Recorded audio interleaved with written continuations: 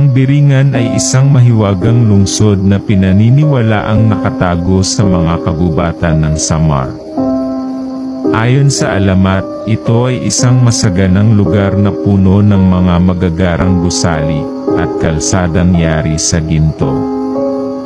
Ang mga residente ng Biringan, tinatawag na mga Biringanon, ay may kakayahang magbagong anyo at magpakita bilang mga kaakit-akit na tao upang akitin ang mga mortal.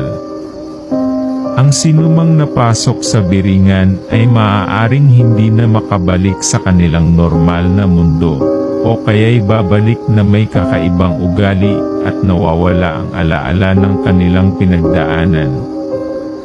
Sinasabing ang mga nawawalang tao ay dinala ng mga taga-Biringan, lalo na ang mga taong may kaakit-akit na pisikal na anyo.